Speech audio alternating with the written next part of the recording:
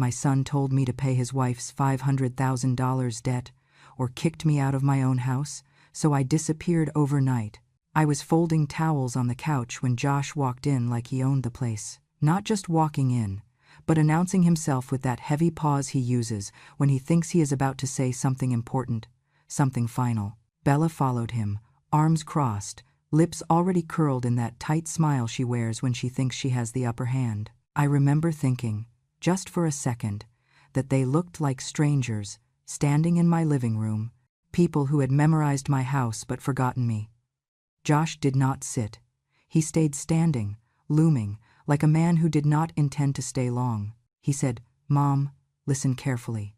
$500,000. You help Bella clear her debt, or you need to move out. Stop making this harder than it has to be." He said it calmly, like he was asking me to pass the salt. Bella let out a short laugh and said, "Why are you even holding on to this house? You are not going to live forever. Stop being selfish." I felt the word selfish land harder than the number he had just thrown at me. Josh shook his head and added, "Do not play the victim. You live here because we tolerate it. Do not forget that." The word tolerate rang in my ears. I had given birth to that voice. I had rocked it through fevers, fed it with overtime pay, and now it stood in front of me, telling me my presence was something endured. I stared at the folded towels in my lap, neat, quiet, obedient, everything I had been for most of my life. The shock was not the money. It was how easily my own son said, "Move out," as if throwing away a bag of trash.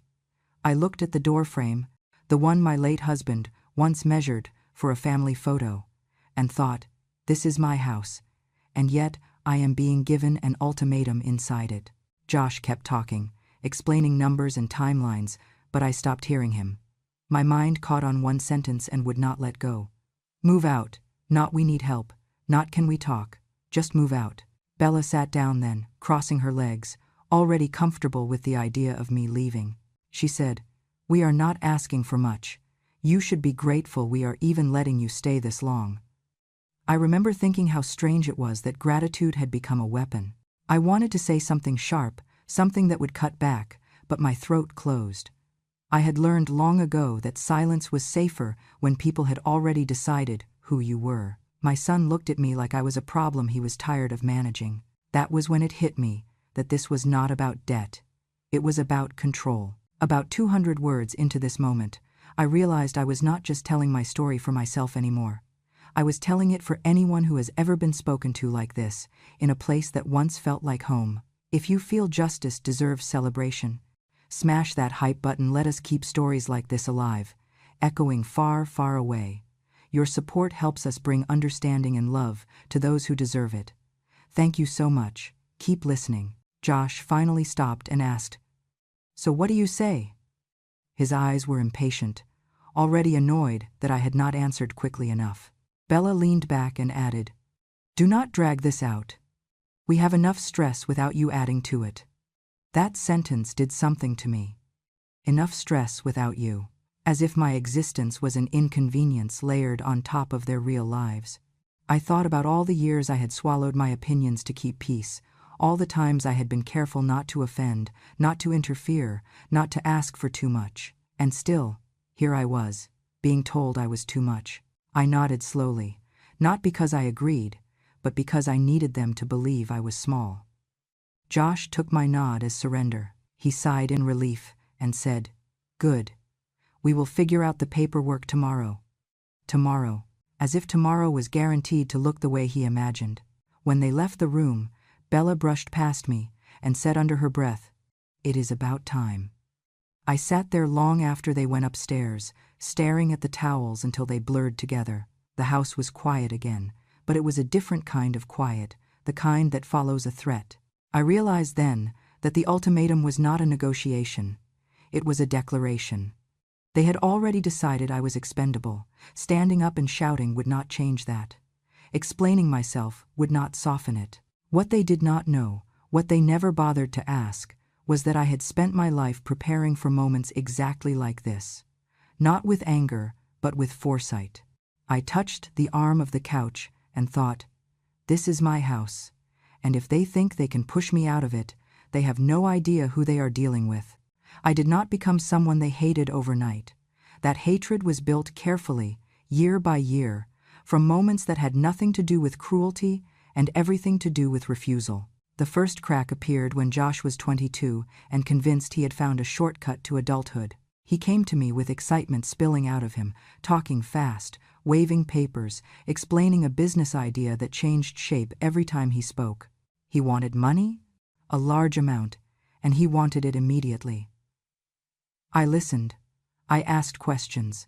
The answers slid around instead of landing anywhere solid. I told him I loved him, but I would not give him that money.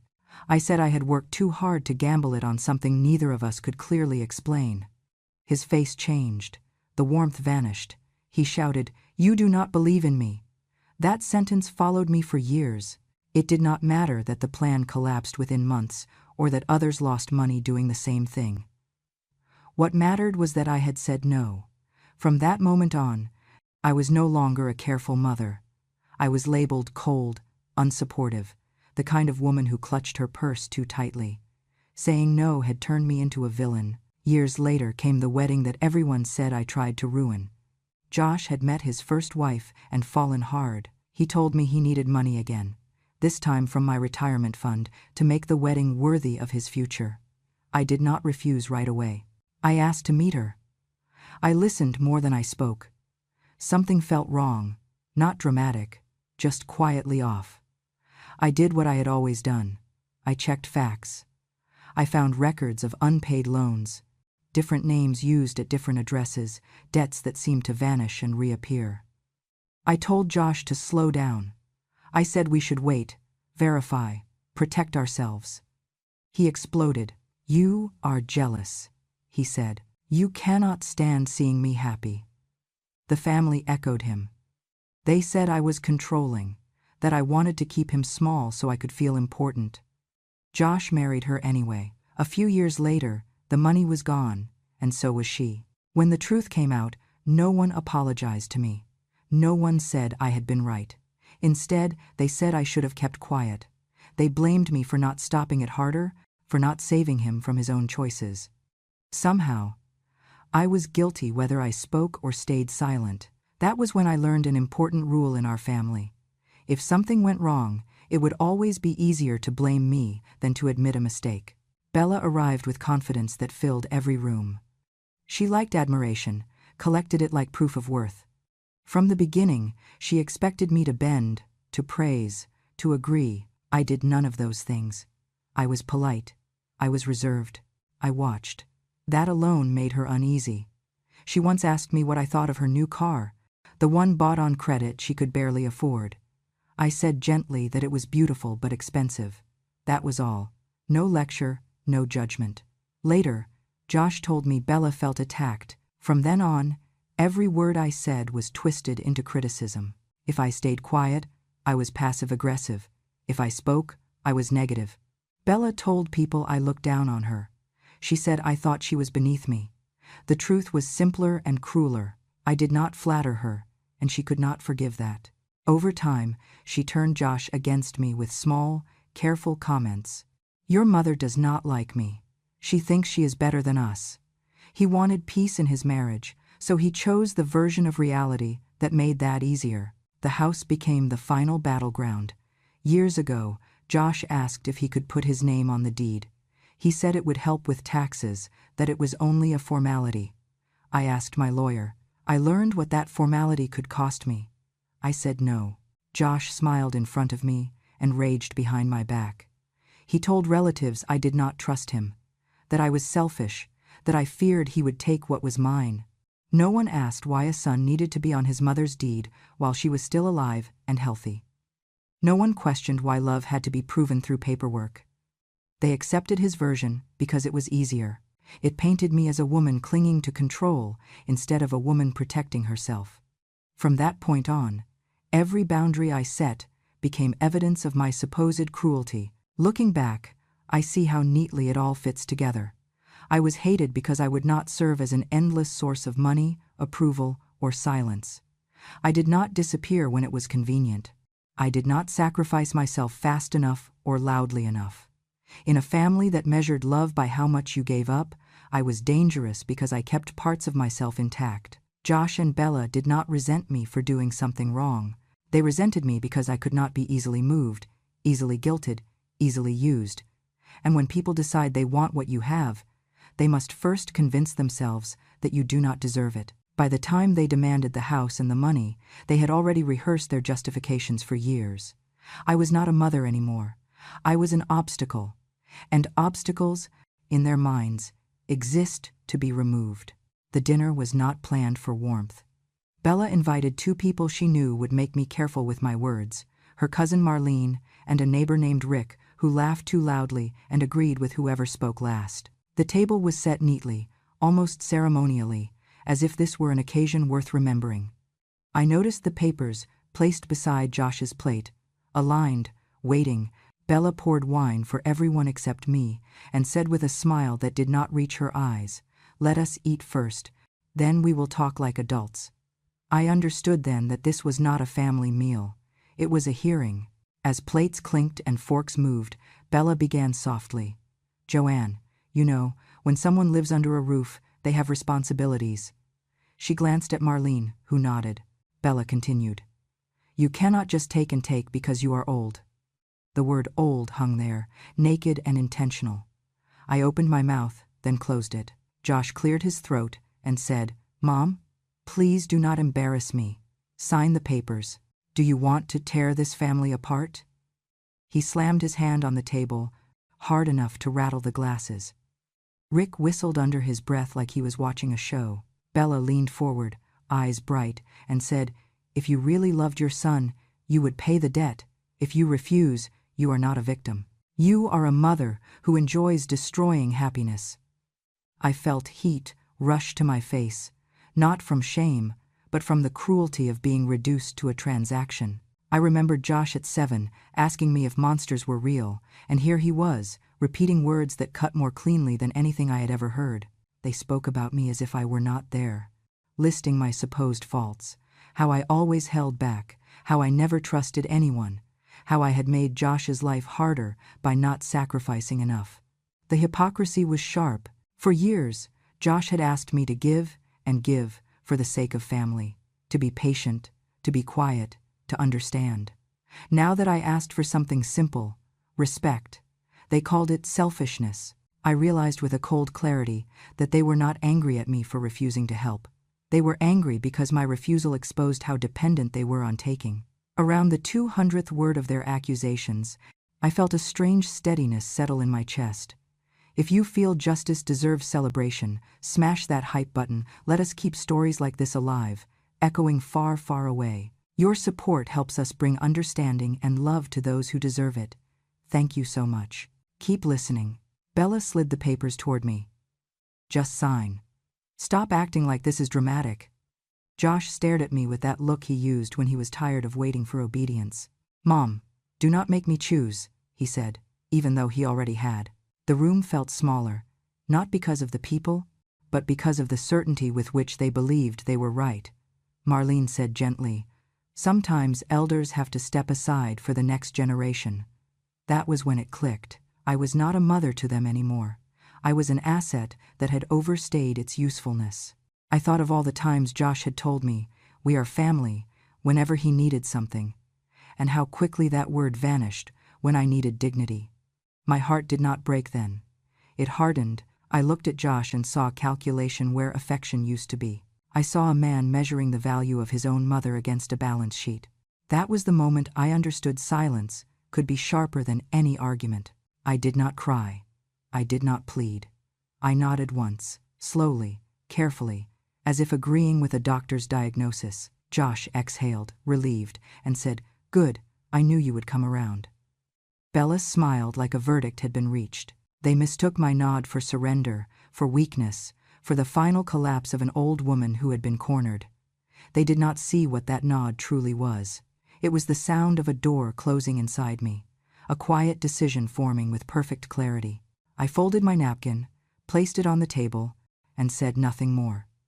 In that silence, they celebrated too early, unaware that the trial they had staged would be the last moment they ever controlled the outcome. The morning after that dinner, Josh did not knock. He walked into the kitchen like the night before had settled everything. Bella followed him, carrying a folder pressed flat against her chest, her posture straight, her face calm in the way people look when they believe the fight is already won. I was pouring coffee when Josh set the folder down on the table with a soft thud and said, "Let us get this done quickly. I have meetings."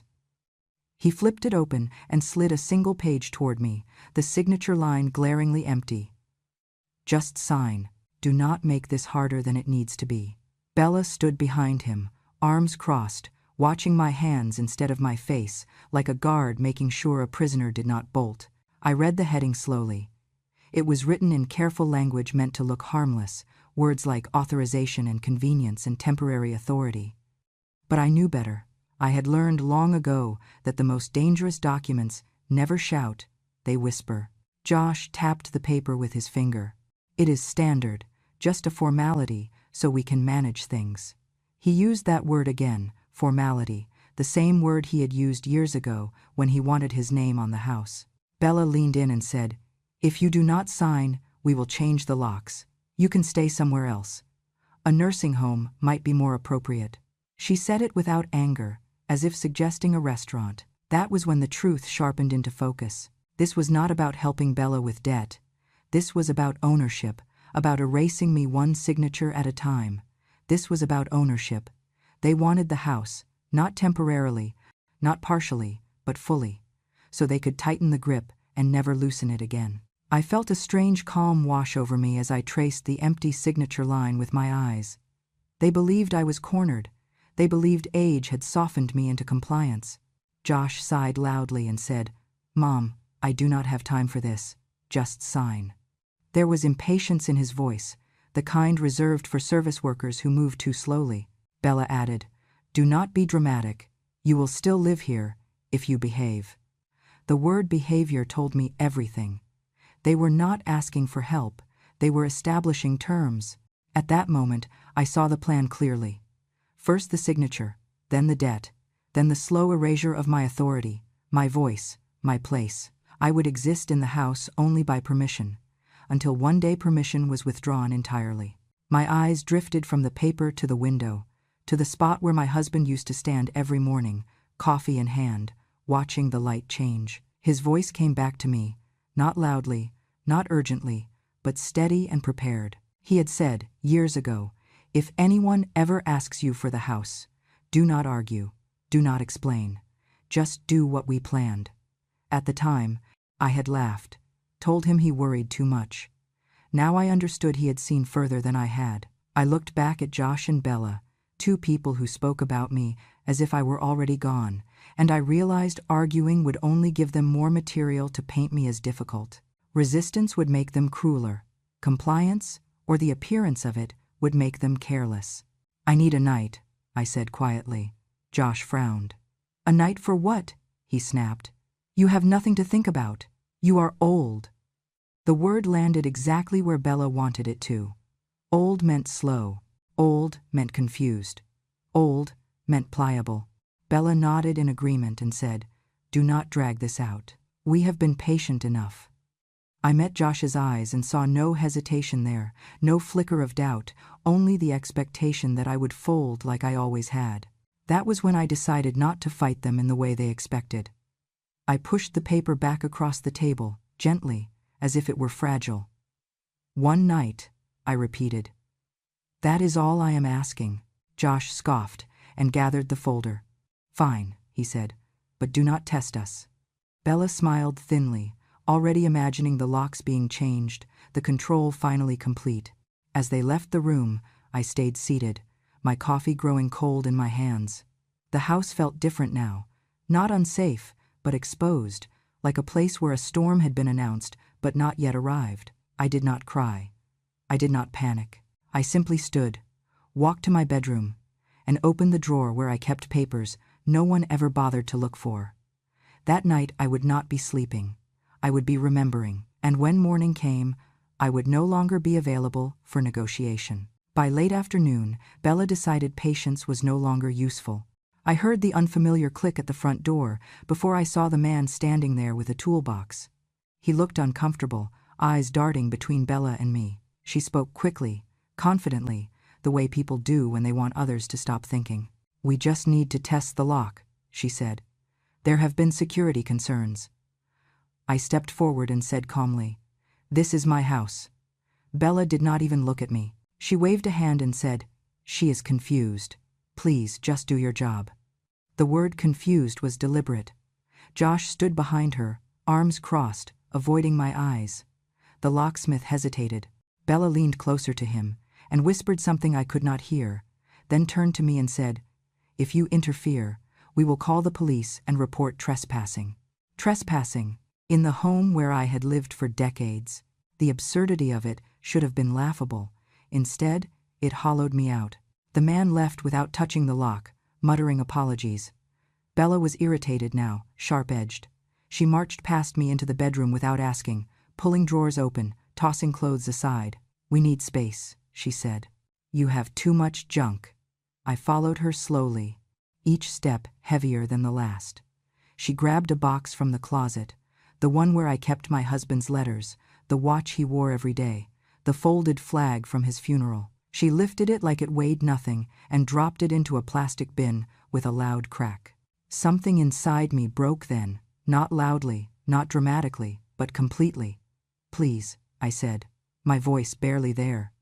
She turned, annoyed. "What?" she snapped.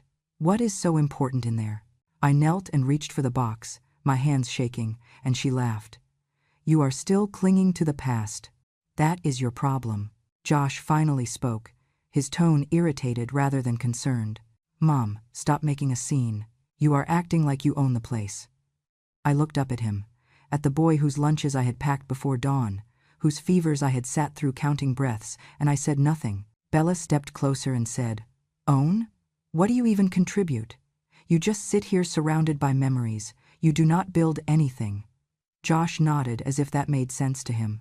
"Mom, please, just cooperate." Bella's voice dropped, cold and precise. "Owner, do not be ridiculous. You are almost expired." The word expired sliced through me in a way I did not know words still could. Not dying, not aging, expired, like milk forgotten in the back of a fridge. As they spoke, my mind drifted backward without my permission. I saw myself at 30, working 2 jobs, coming home after midnight to iron Josh's clothes so he would not be teased. I remembered skipping meals so he could have new shoes when his soles wore thin. I remembered holding his head when he vomited through the night, whispering that everything would be okay, even when I was not sure it would be. I remembered choosing him over myself every single time, not because I had to, but because that was what love looked like to me. And now he stood there watching his wife tear through my life as if it were clutter. He did not stop her. He did not look ashamed. He looked relieved that someone else was doing what he had wanted to do himself. Bella shoved another armful of my things into the bin. "We will move these to the garage," she said, "or throw them out. Depends on my mood." Josh glanced at his phone, uninterested. "Mom, please. This is exhausting." Exhausting. That was what I was to them now. Not a mother, not a person, a problem to be managed until removed. I felt a strange clarity settle over me, like the moment before a long dive. Arguing would only give them the satisfaction of seeing me unravel. Crying would confirm their story that I was weak. I bent down, picked up the watch Bella had knocked loose, and held it in my palm. It was cold, solid, real, unlike everything they were saying. I stood, walked past them without a word, and went into my room. I closed the door gently and locked it. On the bed, I placed a single suitcase and opened it. I did not rush. I chose carefully. Not everything, just what mattered. This was not an escape. It was a withdrawal. I was not running from them. I was stepping away from a battlefield they had already poisoned. Outside the door, I could hear Bella's voice, sharp and triumphant, already planning my absence. I zipped the suitcase closed and sat on the edge of the bed, my hands steady for the first time all day. They thought they had stripped me of power. What they did not understand was that they had just given me something far more dangerous. They had given me permission to leave without guilt. I waited until the house settled into its shallow nighttime breathing. The rain had started quietly, the kind that does not announce itself, just a thin tapping against the windows like someone checking if you are awake. I moved through the rooms without turning on lights, not because I was afraid of being seen, but because I no longer felt the need to be visible. I carried my suitcase to the kitchen table and laid out what I needed with deliberate care. Old papers first, the ones no one ever reads because they look boring and smell like time. Deeds, statements, letters written in ink that does not fade easily. Then the sealed envelope, thick and heavy, addressed in my husband's handwriting, the one he told me never to open unless I had to. Finally, I picked up the small object I had set aside earlier, his watch, the one Bella had almost thrown away. I slipped it into my coat pocket and felt its weight settle there, familiar and grounding. I did not write a long goodbye. I did not explain. Explanation invites argument, and I was done negotiating my existence. I took a single sheet of paper and wrote, "Do not look for me. I need quiet." I placed it in the center of the kitchen table where they would not miss it. For a moment, I stood there, looking at the chair where Josh used to sit doing homework, the spot where my husband used to read the paper. The house did not feel like mine anymore, but it did not feel like theirs either. It felt paused, like a sentence waiting for its ending. I locked the door behind me softly, the sound swallowed by the rain, and stepped into the night. The air was cold enough to sting, sharp enough to wake me fully. As I walked down the driveway, I did not look back. That surprised me. I had always imagined leaving would hurt more, that it would tear something loose inside me. Instead, there was a strange lightness, the kind that comes when a long-held breath is finally released. I got into the car, placed the envelope on the passenger seat, and drove without a destination, trusting the road to carry me somewhere quiet. By the time my phone buzzed, I was already gone in the way that matters. Josh texted first, "Where are you going? Do not be childish." I read it at a red light and felt nothing. The word childish had lost its power. Bella's message came a few minutes later. "Good.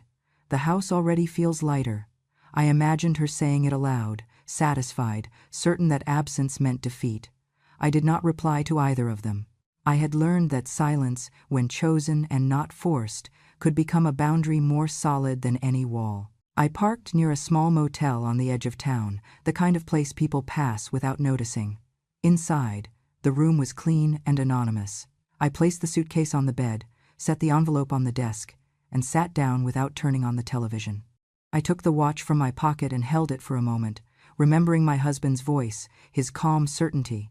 He had believed in preparation, not confrontation, in patience, not panic. That night, I finally understood why. I did not disappear because I was scared.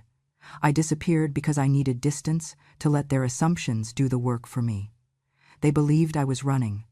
They believed age had finally overwhelmed me. They would grow careless, confident, loud. People always do when they think they have won. I lay down fully dressed and stared at the ceiling, listening to the rain fade. Somewhere behind me, my phone buzzed again and then went quiet. I did not check it. I closed my eyes, not to sleep, but to think. I was not erasing myself. I was stepping out of the frame so the truth could come into focus. I was not gone. I was simply no longer where they could reach me. And in that absence, they would sign their own sentence without ever realizing I had handed them the pen. I did not go to the lawyer in anger. I went in silence, carrying facts instead of emotions.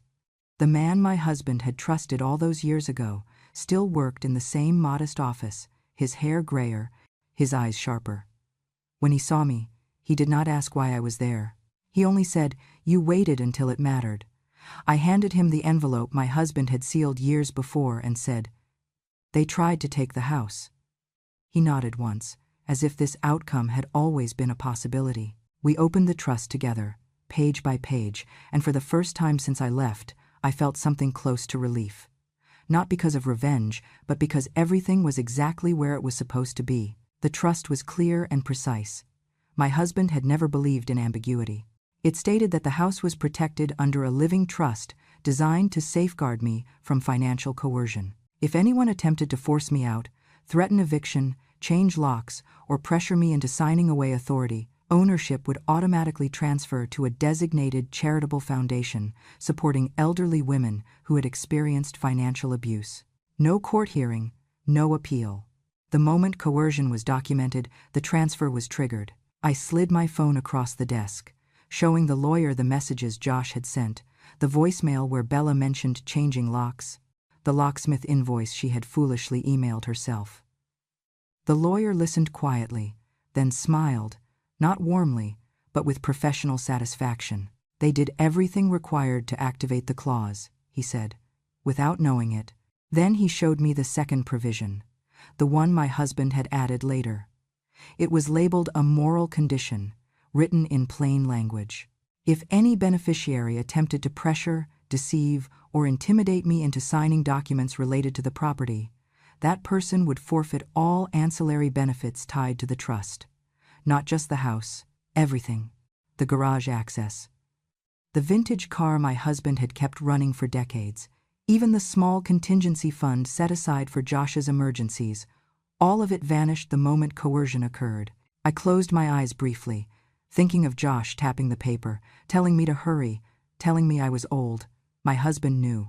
He had seen how easily entitlement grows teeth. The lawyer sent the notices that afternoon. I did not watch him do it. I did not need to. By evening, my phone buzzed with a number I recognized but did not answer. Then another, then a voicemail. Josh's voice was unsteady, stripped of authority. "Mom, there has to be a mistake. This cannot be right." A text followed seconds later. Frantic. "The house is not ours? Call me now."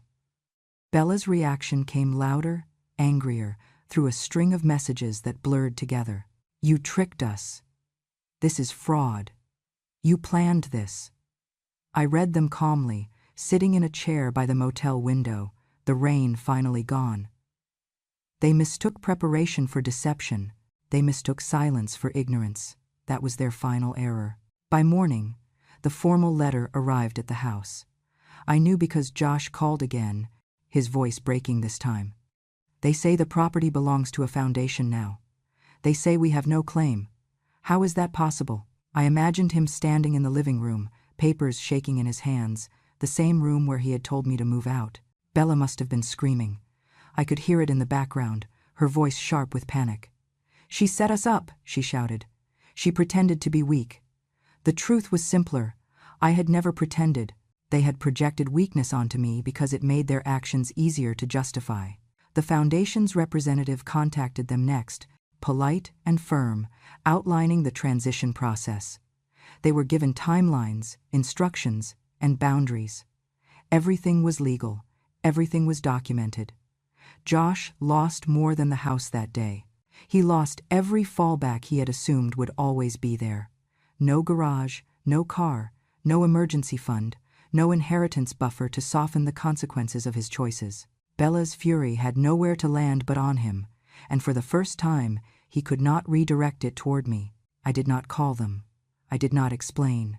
There was nothing left to clarify. They had activated every safeguard my husband and I had put in place, step by step, through their own arrogance. They finally understood that I had not been powerless. I had been patient. I had listened. I remembered. And when the moment came, my signature was not needed. My absence was enough.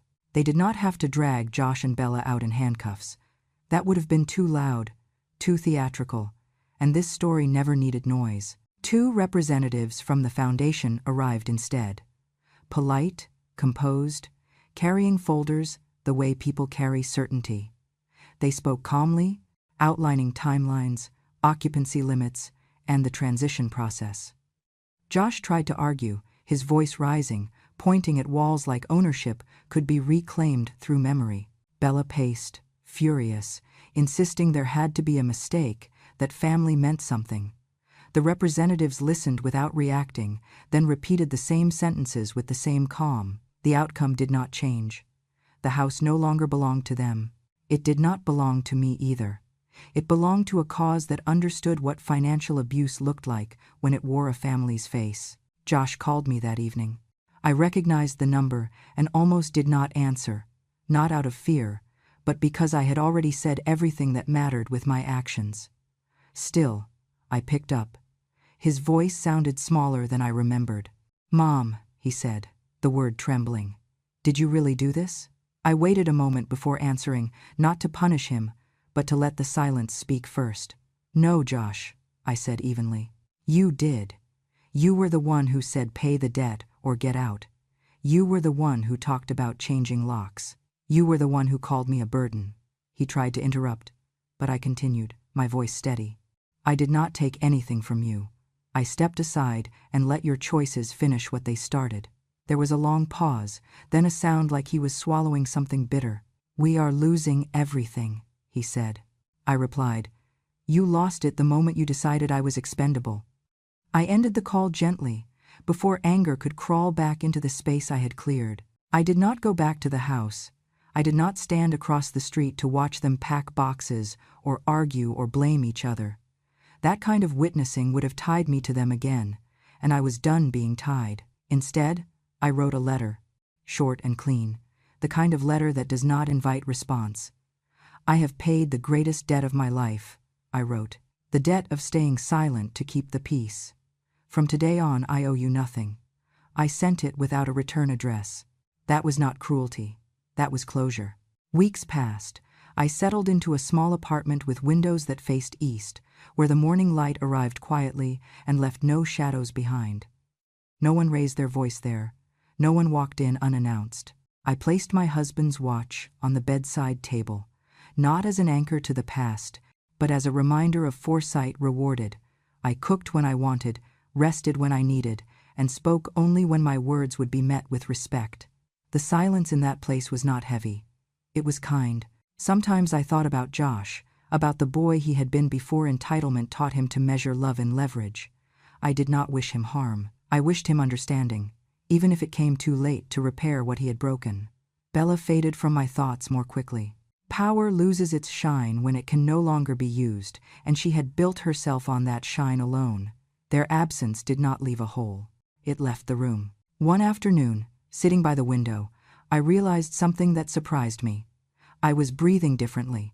Not shallow, not cautious, not waiting for the sound of footsteps in the hall. I was breathing like a woman who belonged to herself. Justice had not arrived with shouting or spectacle.